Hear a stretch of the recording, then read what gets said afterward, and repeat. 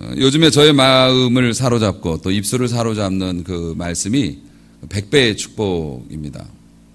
그냥 공수표를 날리는 100배의 축복이 아니고요.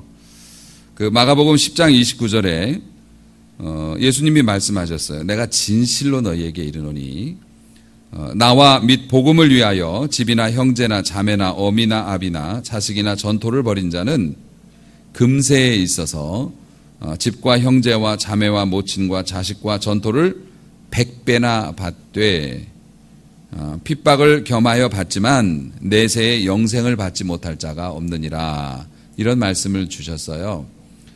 주님을 위하여서 어려운 삶을 스스로 살아가는 사람들, 그 사람들을 이 현세에서 100배의 축복으로 주님이 약속하셨어요. 저는 성경을 보면서 한 번도 주님께서 허튼 말씀하신 것을 본 적도 없고 들은 적도 없습니다. 주님의 말씀은 사실이니까. 그래서 저는 요즘 성도님들에게 100배의 복을 받으시라고 이렇게 막 축복하는 재미가 들려가지고요. 그런데 주님이 말씀하셨어요. 먼저 된 자로 나중되고 나중된 자로 먼저 될 자가 많으니라. 이런 말씀도 주셨어요. 그래서 오늘 말씀을 들으신 여러분, 나중되었던 자라도 먼저 되는 축복을 받으시길 바랍니다. 또 먼저 된 분들은 그 먼저됨을 빼앗기지 않고 그대로 누리시는 100배의 축복에 합당한 성도가 되시기를 다시 한번 주님의 이름으로 축복합니다. 우리가 인생을 살면서 많은 선택을 합니다. 결정을 내리죠. 그 선택에는 나름대로 이유도 있고 또 뭐 그럴 만한 환경도 상황도 있으니까 또 이런저런 선택을 하죠. 목적과 당위성이 있죠. 하지만 그 목적과 당위성이 모든 선택을 정당하다고 말해주는 것은 아닙니다. 너 왜 그렇게 행동했니? 아니 아시다시피 지금 상황이 그리고 제가 나한테 그러니까 난 이렇게 할 수밖에 없잖아요. 그러면 보통 부모님들도 자녀들에게 이런 말을 하죠. 물론 네 마음을 이해하기는 하지만 그래도 그러면 안 되는 거잖아 라고 말할 때가 있잖아요. 그러니까 우리가 어떤 결정을 내릴 때 그 결정을 내릴 수밖에 없는 상황과 어떤 당위성이 있지만 그게 그런 당위성이 있다고 해서 그게 꼭 여러분에게 좋은 결정인 거는 아니라는 거죠. 어쩌면 어쩔 수 없어서 내가 그렇게 했습니다. 가령 너무 배가 고파서 내가 담을 넘었습니다. 담을 넘을까 말까 하는 결정을 해야 되는데 담을 넘는 결정을 했어요. 왜냐하면 너무 배가 고프기 때문에. 하지만 그 결정은 어떻게 됩니까? 자신을 감옥으로 보내고 자신이 돌봐야 될 사람들과 이별을 하게 되는 거를 더 큰 피해를 주는 결과를 가져오잖아요. 그렇기 때문에 당위성이나 이럴 수밖에 없는 상황, 그리고 나도 이렇게 해야죠 라는 것보다 더 중요한 건 뭐냐면 하나님의 뜻이죠. 우리를 사랑하시고 우리를 선한 길로 이끄시는 하나님의 뜻, 그 하나님의 뜻과 맞는 결정을 내리는 게 진짜 축복을 받는 사람 아니겠습니까? 오늘 이 말씀은 하나님의 사람 다윗이 위대한 선택을 하는 이제 그런 장면입니다. 다윗이 임금이 되었을 때 일입니다. 다윗의 왕권이 강화되고 또 나라가 편안해졌습니다. 우리로 말하면은 이제 어려움도 다 지나고 경제적인 어려움이나 뭐 환경적인 어려움이 다 지나서 이제는 좋은 선택을 할, 그러니까 좋은 삶을 살아가는 그런 상황이 되었다고 하는 것이죠. 자, 이렇게 좋은 삶, 행복한 삶이 우리에게 주어지면 우리도 또 선택을 해야 됩니다. 어떤 선택을 합니까? 뭐 여러 가지 선택을 할 수 있죠. 하나는 그동안 너무 고생했으니까 우리 나 좀 놀아야겠다. 가난해졌다가 부자가 된 사람들은 그동안 돈을 너무 많이 못 쓰고 돈 때문에 너무 억울하고 한 맺힌 게 많아서 내가 돈으로 한번 왕창 한번 써봐야겠다. 이런 결정을 내릴 수도 있고요. 또 반대로 나를 여기까지 이렇게 어려운 상황 속에서도 나를 살려주셔서 여기까지 이렇게 오게 해주셨으니까 내가 이 은혜에 보답하기 위해서 뭔가를 좀 해봐야겠다. 좋은 일을. 이런 마음도 먹을 수가 있죠. 우리가 두 가지 다 결정을 내릴 수 있습니다. 전자의 결정, 내가 너무 고생했으니까, 내가 너무 힘들었으니까 나 좀 놀아볼래, 즐겨볼래라고 한다고 그래서 비난할 수는 없어요. 아유, 그럴 수도 있겠다. 얼마나 옛날에 고생을 했으면 지금 저렇게 그냥 그렇게 행동을 할까라고는 하지만, 아이고, 역시 예상에서 벗어나지 않는구나. 하나님이 그렇게 보시면 어떡합니까? 근근한 삶을 살 수밖에 없어요. 축복인 것 같기도 하고 아닌 것 같기도 하고 잘 사는 것 같기도 하고 잘못 사는 것 같기도 하고, 지난주에 말씀드렸다시피 눈은 떴는데 정확히를 못 보고 이거 같기도 하고 저거 같기도 하고, 하나님이 계신 것 같기도 하고 안 계신 것 같기도 하고, 아주 애매한 상황, 그거 좋지 않은 일입니다. 그런데 여러분, 믿음으로 아름다운 결정을 내리는 사람은요, 하나님이 100배의 축복을 약속하시죠. 여러분이 그런 축복을 받기 위해서 좋은 선택을 해야 한다라고 오늘 말씀을 하고 계시는 겁니다. 여러분, 다윗이 왕이 된 다음에, 그리고 자신의 왕권이 완전히 강화된 다음에 생각을 합니다. 뭐라고 생각을 하냐면 9장 1절에 보니 사울의 집에 아직도 남은 사람이 있느냐라고 사울의 집에 남은 사람을 생각합니다. 아시다시피 사울과 다윗은 부하와, 그러니까 군신 관계였죠. 왕과 신하의 관계였지만 또 장인과 사위의 관계이기도 했고요. 뿐만 아니라 원수지간이기도 했지요. 아시다시피 사울 임금이 미쳐가지고서 다윗 잡아 죽인다고 세상에 자기 사위를 삼아놓고 딸을 다른 남자한테 줘버렸어요. 그리고 나선 그를 죽이겠다고 토끼를 몰듯이 군사를 소집해서 그를 잡으러 막 다니고 아주 별꼴을 다 봤습니다. 그러면서 다윗이 정말 스스로도 고백하기를 죽음과 나 사이에는 진짜 한 발자국이라고, 한 발만 더 나가면 나 죽는다고, 한 걸음만 더 움직이면 나 죽는다고, 그렇게 고백할 정도로 정말 고생 많이 했죠. 이제 그런 사이인데 하나님의 역사하심으로 말미암아서 사울은 이제 몰락을 하게 되고 다윗이 대신 그 나라를 다스리게 되었지 않습니까? 그렇게 해서 나라가 이제는 편안해졌을 때 그는 옛날 일을 기억했다는 겁니다. 우리가 편해지면 옛날 일을 기억하죠. 그리고 어떤 기억을 끄집어내느냐에 따라서 나의 미래가 결정됨을 여러분들이 이해를 하셔야 합니다. 사울의 집에 남은 사람이 있느냐? 아마 신하들은 그랬을 거예요. 오호, 이제 왕권이 강화되고 자기가 마음대로 할 수 있게 되니까 완전히 사울 가문을 뿌리를 뽑으려고 하는구나. 그게 일반적인 상식이었습니다. 이번에 그 공항에서 사람이 죽은 일이 연일 국제적으로 뉴스가 되고 있지 않습니까? 그 가장 강력한 배우로 지목을 받고 있는 사람의 그 동기가 뭡니까? 잠재적인 위협을 제거한다 이거잖아요. 지금은 아무것도 아니지만 나중에 무슨 사태가 벌어지면 저 사람을 중심으로 해서 나를 대적하는 세력들이 모일 수 있으므로 그것을 없애겠다라는 것으로 우리가 추측을 하고 있지 않습니까? 그만큼 정적을 잘 관리하는 것은 나라를 다스리는 사람의 기본이기 때문에 뿌리를 뽑아버리는 거죠. 이 사람이 지금 이 무비보셋이라는 사람이 백두혈통이잖아요. 그쪽에서 보면은. 그렇기 때문에 당연히 제거를 하려고 사울 가문에 아직도 남아있는 사람이 있느냐라고 물었을 때 신하들은 그렇게 직감했을 겁니다. 그런데 그 다음의 말이 놀랍고 아름답습니다. 내가 요나단으로 말미암아 그 사람에게 은총을 베풀리라. 내 친구 요나단 있잖아. 내가 내 친구하고 그 친구 죽었는데 죽기 전에 약속한 게 있어. 그래서 좀 도와주려고 신하들이 상당히 어리둥절했을 겁니다. 사랑하는 성도 여러분, 요나단을 인하여 이 무비보셋이라고 하는 사람이 등장하는데요. 이 사람은 아시다시피 다리를 저는 장애가 있습니다. 그리고 사울의 가문에 속해 있는데 사울과 원수되었던 다윗이 정권을 잡음으로 이 사람은 진짜 목숨 부지하고 있는 것만 해도 감사할 지경이어서 시골에서 완전히 숨죽이고 엎드려 지내고 있는 상황이었습니다. 이 무비보셋이 어떤 사람입니까? 다윗하고 원수되었던 사울에게는 손주가 되는 거고요. 사울의 아들인 요나단하고 다윗이 절친이잖아요. 그러니까 아버지의 친구가 정권을 잡았는데 자기 가문하고는 상극, 원수지간이었다는 겁니다. 다윗 입장에서 무비보셋을 볼 때 어떤 사람입니까?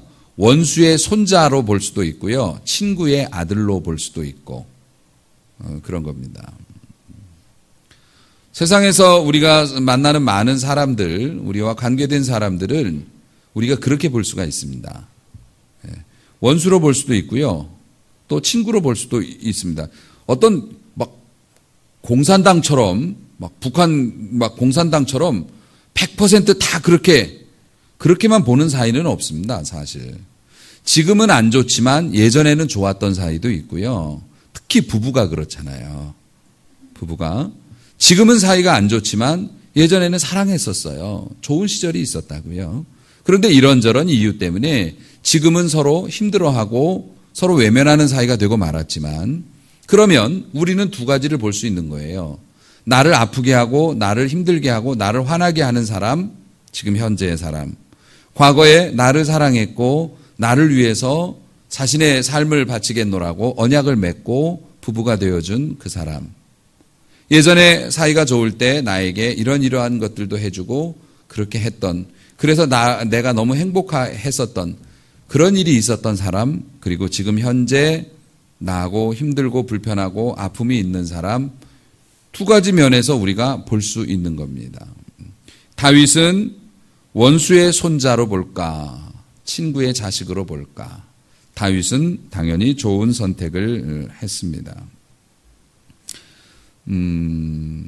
사랑하는 성도 여러분, 만약에 여러분이 그런 선택을 해야 한다면 어떤 선택을 하시겠습니까? 하나님께서 여러분의 선택을 보시면서 너는 어떻게 설마 그건 아니겠지 하는 것만 선택하니? 이러는 분들이 없었으면 좋겠습니다. 항상 예수님의 예상을 벗어나는, 물론 하나님은 전지전능하시지만 우리 인간의 관점으로 볼 때 예수님께서 그의 믿음을 보시고 놀라셨다. 내가 이만한 믿음을 이스라엘에서 본 적이 없다. 이런 사람들이 보통 100배의 축복을 받잖아요. 아, 그래, 네가 지금 너무 힘들고 아프니까 네가 그런 결정을 할 수밖에 없겠구나. 아유, 하지만 지금이 되게 중요한 기회였는데. 여러분, 원수가 황금 열쇠 가지고 있는 거 아세요? 뭐 원수까지는 아니지만 내가 불편해하는 그 사람이 내 축복의 열쇠를 갖고 있다고요. 내 축복. 절대로 때려갖고는 뺏을 수 없는 열쇠. 내가 복을 받고 하나님 앞에서 진짜 멋지게 살아가는 그 핵심 열쇠를 그 아이가 쥐고 있다고요. 그건 녹여서 뺏을 수밖에 없는데. 다윗은 좋은 선택을 했어요. 인간은 은혜로 살아가는 존재입니다. 은혜가 없으면, 은혜라고 하는 거는 이제 도와주심이죠. 내가 갚을 길이 없는데, 내가 지불할 능력이 없지만 상대방이 나에게 해주는 거, 그게 은혜예요. 하나님의 은혜로 살죠. 우리가 죄인 되었을 때 우리의 힘으로는 하나님을 찾을 수도 없고 스스로의 힘으로는 구원을 받을 수도 없고 천국을 갈 수도 없어서 마치 컨베이어 벨트 위에 놓여 있어서 정해진 순서에 따라서 지옥으로 떨어지는, 분쇄기 속에 갈려서 사라지는 그러한 처량한 신세들이 되어서 죄악의 컨베이어 벨트에 누워서 세월이 지나가면 자동으로 지옥으로 떨어지고 우리 힘으로 거기에서 벗어날 수 없는 우리들을 우리 하나님께서 스스로 독생자의 몸으로 이 땅에 내려오셔서 우리를 위하여 온갖 창피함과 멸시와 수모와 천대와 가난과 외로움과 육신의 고통까지 다 겪으시고 심지어는 죽기까지 하시고 그리고 다시 부활하여 능력으로 역사하사 그 모든 것을 다 이기신 존재로서 너희가 나에게 오면, 나를 인정하고 믿으면, 나를 영접하면, 내 백성이 되면 내가 그 모든 것을 모든 것에 눌려 있는 너희를 빼내어 주리라라고 말씀하셨잖아요. 이 하나님의 은혜, 우리가 자격이 있어서, 우리가 무슨 지분이 있어서 하나님께 구하는 게 아닙니다. 하나님께서 은혜를 베풀어 주셔서 우리를 은혜의 보좌 앞으로 가까이 나오게 해 주셨기 때문에 우리가 하나님 앞에 살고 있는 거잖아요. 이 은혜 때문에 우리가 얼굴 들고 지금 살고 있지 않습니까? 뿐만 아니라 우리가 먹고 사는 것도 하나님의 은혜이지 않습니까? 신명기 8장에서 하나님이 말씀하십니다. 이것을 우리들의 말로 약간 바꾸어서 말씀을 해드릴게요. 네가 먹어서 배가 부르고 아름다운 집을 짓고 살며 너의 소와 양이 번성하고 네 은과 금이 늘어나고 네 소유가 풍성하게 될 때, 야, 우리가 꿈꾸는 상황이죠. 집은 점점 좋은 집으로 이사 갑니다. 내 사업은 점점 수입이 많아집니다. 내 통장에 잔액도 막 쌓여서 웬만큼 돈 써도 표도 안 납니다. 내 모든 것이 풍부하게 되는데 그때 하나님은 두려워하신대요. 두렵건대 네 마음이 교만하여져서 네가 이런 생각할까 봐 내가 두려워. 무슨 생각이냐면 내 능력과 내 손의 힘으로 내가 이 재물을 얻었다 라고 이야기할까 봐 두려워. 그 말을 하는 순간 그는 재물의 노예가 되고 물질에 의해서 끌려다니고 그 교만하여서 그렇게 고백하는 순간 그 물질과 하나님을 능히 맞바꾸니까 그럴까 봐 내가 너 사랑하는데 내가 너 잘 되는 게 너무 두려워. 그러면서 이런 말씀을 주셨어요. 네 하나님 여호와를 기억하라. 그가 너에게 재물 얻을 능력을 주셨음이라. 할렐루야. 돈 버는 능력도 하나님이 주셨기 때문에 우리가 이렇게 살아간다는 겁니다. 인생을 살면 살수록 절실하게 느끼는 것 중에 또 하나가 공부하는 아이들도 그렇습니다. 공부를 열심히 해가지고서 그래서 좋은 학교에 갑니다. 사실 공부를 안 하고 기도만 해서 좋은 학교를 간다고 하는 것은 하나님을 모욕하는 거예요. 하나님이 만드신 세상의 원리를 우습게 여기는 거죠. 그건 믿음이 아닙니다. 그거는 잘못하는 거예요. 잘못하는 거죠. 공부 열심히 해야 합니다. 하지만 공부를 열심히 했다고 해서 꼭 본인이 원하는 좋은 학교에 들어가는 것만도 아닙니다. 온갖 변수가 있죠. 우리가 아무리 세상적인 노력을 많이 기울이고 성공을 위해서 애를 쓰고 수고하고 애를 써도 하나님이 결제해 주셔야 이거 집행이 되는 겁니다. 하나님이 도장 안 찍어주시면 다 된 계약도 무너지기도 하고요. 100% 확실하다고 한 일도 안 되기도 합니다.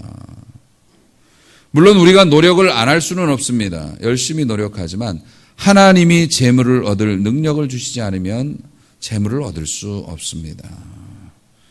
사랑하는 성도 여러분, 그래서 우리가 사는 게 하나님의 은혜로 사는 거고 우리가 이만큼 그래도 이 자리에 올 정도로 사는 것도 하나님의 은혜가 아니면 안 되죠. 또 뿐만 아니라 하나님의 은혜만 있나요? 부모님의 은혜도 있습니다.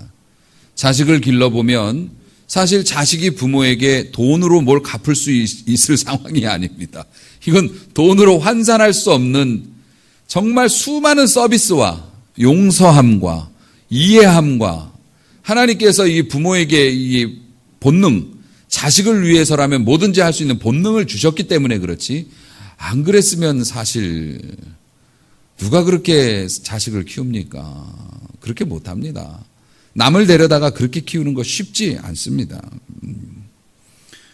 그뿐만이 아니죠. 세상에서 다른 사람들의 도움과 관용도 우리는 내가 운이 좋아서 그랬다고 그러지만 그 사람이 알면서도 눈 감아준 게 있고 또 그냥 기왕이면 네가 가져라 하고서 내어준 것도 있고 다른 사람의 은혜로 또 우리가 살고 있다는 거죠.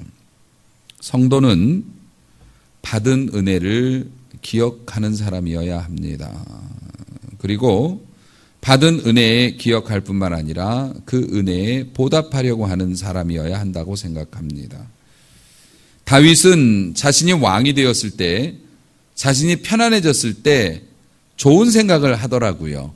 내가 이렇게 잘된 게 누구 때문일까? 아, 하나님이 도와주셔서 그렇지. 그러면 우리 하나님께 뭐라도 보답을 해야 되는데 나는 뭘 할까? 성전을 지을까? 야, 우리 집은 참 이렇게 잘 지어놨는데 하나님의 성전은 막 너덜너덜 텐트로 돼 있고 저렇게 말이 안 되잖아, 상식적으로. 저 하나님이 날 도와주셔서 내가 이렇게 잘 살게 됐는데 나를 도와주신 하나님이 저런 너덜너덜한 천막에 있다는 게 이거는 진짜 아니잖아. 아주 매우 간단한 논리였습니다. 그런데 하나님께서는 그의 고백을 들으시면서 굉장히 놀랬죠. 이제까지 어떤 권력을 가진 사람도 그런 생각은 못했다. 너 진짜 대단하다. 이러셨단 말이에요. 그러니 얼마나 우리가 이기적으로 사는 거냐고요. 다윗이 자기의 나라가 편안해졌어요. 하나님께서 너무 도와주셔서 편안해졌는데 그럼 나도 이쁜 짓을 해야 되겠다. 뭘까? 옛날에 한참 어려울 때 요나단과 했던 약속이 있었어. 내가 너의 가족과 자식들을 보살펴 줄게. 서로 그렇게 약속을 했거든요. 그래서 이런 일을 시작을 한 거란 말입니다. 사랑하는 성도 여러분, 우리는 이러한 이제 도전을 늘 받습니다. 말씀으로. 그러면 우리는 반문합니다. 사랑하려고 하지만 밉잖아요. 미운 짓을 하잖아요. 아니, 내가 남편한테 오늘 말씀 듣고 그래, 옛날에 좋았던 또 고마웠던 기억들 때문에 좀 남편의 모습이 마음에 안 들어도 내가 잘하려고 합니다. 그러는데 인간이 또 나를 비꼬잖아요. 또 인간이 받을 준비가 안 돼 있잖아요. 사랑하는 성도 여러분, 받을 준비가 돼 있는 사람을 도와주는 건 도와주는 거라고 볼 수가 없습니다. 우리가 하나님 앞에 받을 준비가 돼서 축복받은 게 아닙니다.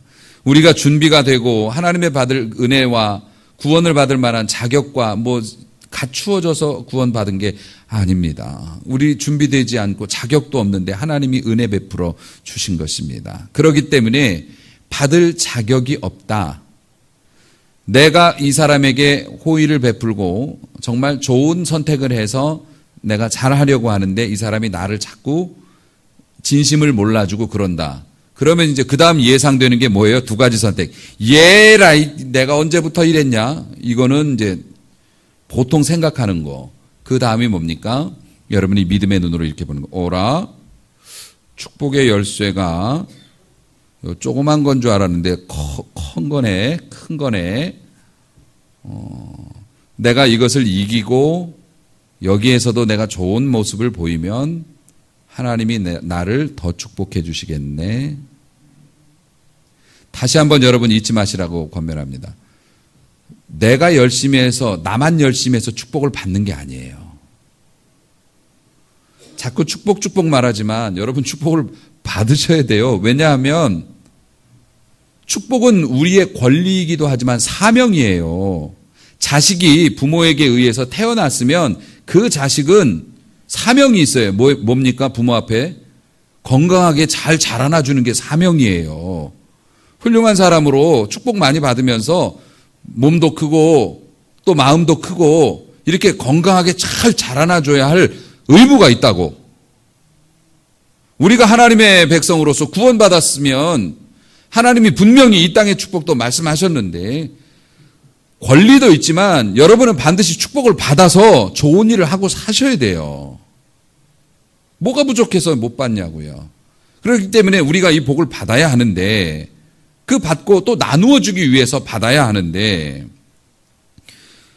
내 축복이 나만 잘해서 받는 게 아니라는 거예요. 문제는 내 원수가 내 축복의 열쇠를 가지고 있다면 여러분 믿어지시겠어요? 이게 사실이에요. 이웃을 너의 몸과 같이 사랑하라. 쉬운 일 아닙니다. 그게 전제예요. 그렇게 사랑하면 하나님께서 복을 주신다고 말씀하시는 거예요. 그렇기 때문에 여러분 나만 혼자 막 열심히 높은 탑을 쌓는다고 해서 되는 게 아니고요. 내가 이웃과의 관계나 내가 하나님 앞에서 지금 막혀있던 것들을 뚫는 것이 더 중요하다고 생각합니다. 제가 금요일 날도 말씀을 드렸죠. 구원받는 건 모든 법칙을 초월한 하나님의 은혜로서 그냥 철커덕 고리에 끌어가지고 우리를 그냥 뽑아내신 거예요. 세상에서. 할렐루야. 힘으로 뽑아내신 거예요. 사랑의 힘으로 그냥 우리의 그런 모든 것들을 다 눈 감으시고 잡아서 뽑아내신 겁니다. 그런데 축복은 이 땅에서 형통한 삶을 살거나 평안한 삶을 살거나 행복한 삶을 사는 것은 우리가 하나님 앞에서 이거 차곡차곡 잘 이렇게 판자를 쌓아서 통을 만들잖아요. 옛날에 술통 같은 거. 그 판자가 최소 법칙의 지배를 받는다고요. 우리가 다른 쪽에 높은 판자를 쌓아도 그 중에 한 장이 낮으면 축복의 수위는 그 낮은 곳에 딱 걸려 있게 돼요. 이해하십니까? 이해하시기 바랍니다. 그렇기 때문에 우리가 하나님 앞에 좋은 일을 했으면 그만큼 높은 뚝을 쌓은 거지만 우리가 형제와의 관계에서 문제가 되면 그 문제가 된데 그 밑바닥에 물이 고일 수밖에 없다는 거예요. 축복은 그래요. 그렇기 때문에 내 축복의 열쇠, 내가 했던 많은 헌신들을 완성시키는 건 우리의 가장 취약한 부분을 메꿀 때 이게 완성이 되어진단 말입니다. 그렇기 때문에 다윗 같은 경우에도 하나님 앞에 복을 받았던 이유가 뭡니까? 그의 삶이 수많은 위협들에 대해서 이렇게 막았잖아요. 그런데 옛날 그 원한 관계에 대해서 성경적으로 대응을 했을 때 그의 나라가 정점에 이르는 축복을 받습니다. 할렐루야. 사랑하는 성도 여러분, 이런 은혜를 이제 어쨌든 무비보셋이 받으니 무비보셋이 너무 감동 먹었습니다. 죽는 줄 알았는데. 그래서 이 사람이 이렇게 얘기를 하죠. 9절 말씀을 보니, 8절 말씀을 보니 절을 하면서 이 종이 무엇이기에 죽은 개와 같은, 이 개는 가장 자신을 비하할 때 쓰는 표현이고 그 개도 그나마 또 죽었어. 그러니까 자신을 완전히 바닥이라고 얘기를 해요. 죽은 개와 같은 나를 돌아보시나이까. 사실 이 죽은 개라고 말하는 게 뭡니까? 그 말에 뼈가 있는 거예요. 옛날에 어떤 가수가 그런 노래를 했습니다. 저 집은 내 집이었어야 해. 저 아이는 내 아이였어야 해. 정신 나간 녀석 같으니라고. 그게 왜 네 집이냐. 본인이 이제 그 여자하고 결혼을 했으면 그 집이 내 집이었을 거라고. 사랑하는 성도 여러분, 지금 무비보셋이 그 노래 부르고 있었던 거죠. 다윗이 잘 되는 걸 보면서 저 나라가 내 나라였어야 해. 우리 할아버지가 세운 나라야. 우리 아버지가 물려받고 나에게 물려줄 수 있는 나라였어. 그런데 내가 뭘 해보기도 전에 저렇게 돼버려가지고 우리 아버지 친구인 다윗이 임금이 돼갖고 저렇게 떵떵거리고 살고 나는 목숨을 부지하기 위해서 오늘도 이렇게 살고 있어. 나 장애로 태어나지 않았어. 무비보셋이 그 정권이 바뀌는 소용돌이 속에서 유모가 백두혈통을 지키기 위해서 들고 뛰다가 떨어뜨려가지고 다리가 그렇게 된 거잖아요. 내가 다리를 절면서 이런 인생을 살게 된 거. 무비보셋도 자기 마음에 응어리가 있다는 거예요. 실제로 이스라엘은 남과 북의 그 갈라짐이 있었고 실제로 다윗이 통일 왕국을 이루어서 아름답게 통치를 했지만 다윗 지나고 솔로몬 이후에 나라가 또 쪼개집니다. 여러분, 신라가 삼국통일한 게 지금 언제예요? 그런데도 아직도 전라도, 충청도, 경상도 계속 이러고 있잖아요. 여러분, 우리가 남북통일이 된다고 해도 북한에 사시던 분들과 지금 남한에 있는 이 사람들이 불과 몇십 년의 간격이지만 하나가 되어서 이렇게 완전한 한 나라가 되는 거 몇백 년이 걸릴지 어떻게 될지 몰라요. 그만큼 하나 된다는 건 어렵습니다. 응어리를 가지고 있는 거는 풀기가 어렵습니다. 그런데 무비보셋이 어떻게 이야기합니까? 내가 뭐라고? 내가 그런 죽은 개처럼 그렇게 살았는데 그런 나를 짓밟지 않으시고 왜 나를 불러서 당신이 매일 밥 먹는 자리에다가 앉혀주시고 우리 할아버지가 가졌던 재산 나에게 다 돌려주시고 왜 그렇게 해주십니까? 여러분, 이게 지금 무비보셋만의 문제가 아니거든요. 다윗은 이러한 사랑을 베풀므로 이거 얼마나 들겠어요, 돈이. 얼마나 품이 들겠어요. 마음만 먹으면 할 수 있는 일이에요. 이렇게 함으로 뭡니까?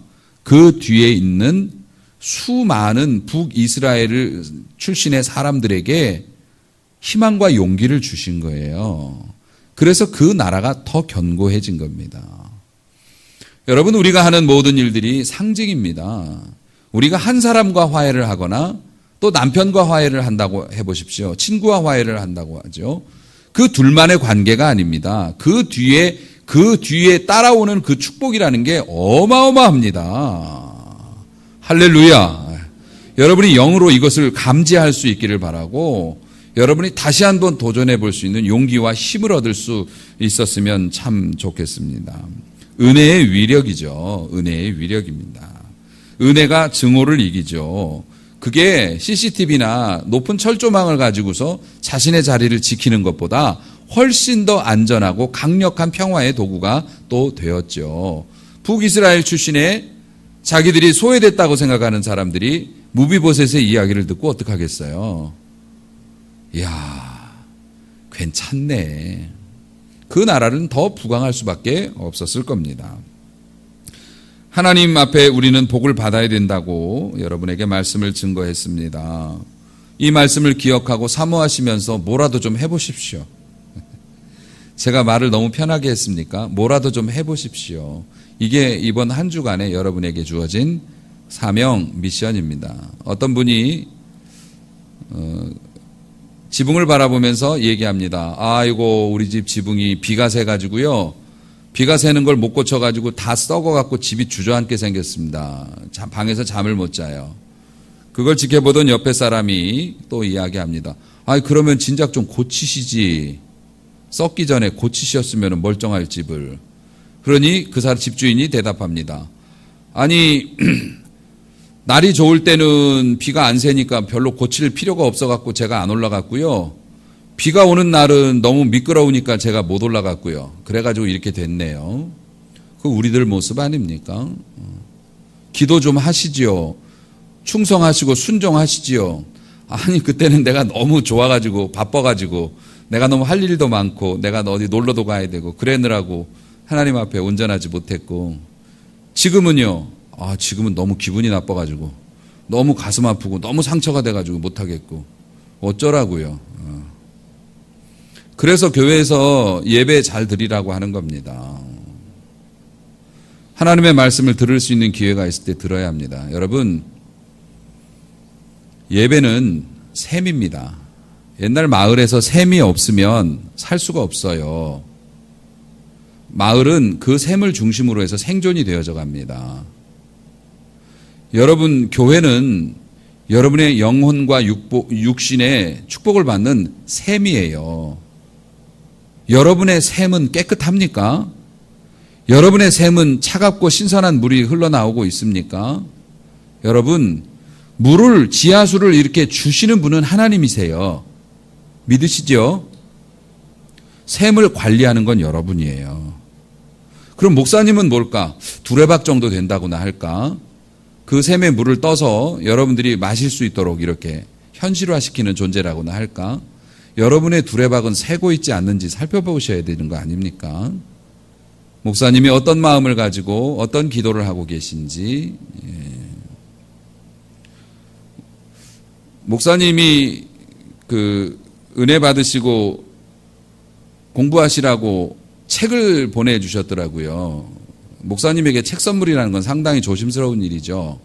왜냐하면 목사님 공부 좀 하세요라는 뜻도 있고요.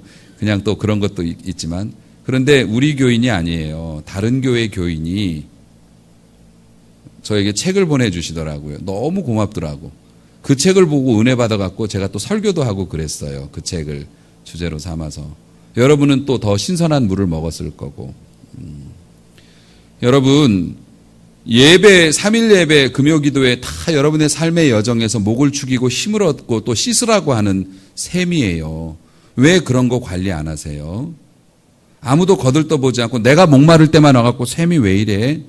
바가지가 왜 이래? 셈이 너무 더러워. 오물이 많이 들어가 있어. 여러분, 교회나 예배에 하나님이 역사하시지만 셈이에요. 관리하는 건 여러분들이 하셔야 되는 거예요. 사랑하는 성도 여러분, 우리가 이렇게 말씀으로 하나님과 접촉하고 은혜를 받아야 오늘 이런 여러분의 축복을 위한 재언, 여러분이 그동안 쌓아놓은 것들을 이제 실제로 이루기 위해서 열쇠를 열어야 되는데 그 열쇠의 행방, 이런 것들이 여러분에게 들려졌을 때 평소에 예배를 잘 드리고 기도로 무장하신 분들은 오케이, 내가 뭘 해야 될지 알았다. 라고 생각을 하시게 돼요. 그렇지 않으면 막연한 꿈속에 아련한 안개 속에 좋은 음성을 가진 목사님의 덕담으로밖에는 안 들리죠. 오늘 말씀이 여러분의 삶을 바꾸는 역사가 나타나기를 바랍니다. 오늘 말씀에 순종해서 뭐라도 해보세요.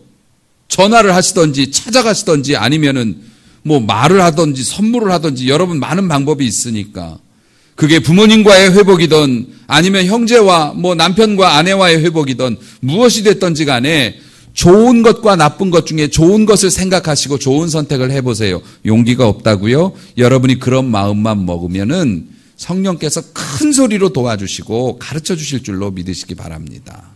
한번 해봐야 되겠다라는 마음이 하나님의 은혜를 불러 모으고요. 능력이 생겨서 순종하면 축복의 열쇠로 그동안 내가 쌓아놓았던 모든 것을 결산할 수 있게 되어진다는 겁니다. 이게 영적인 축복의 원리입니다. 이 말씀에 순종하셔서 100배의 축복을 받으시기를 주님의 이름으로 크게 축복합니다.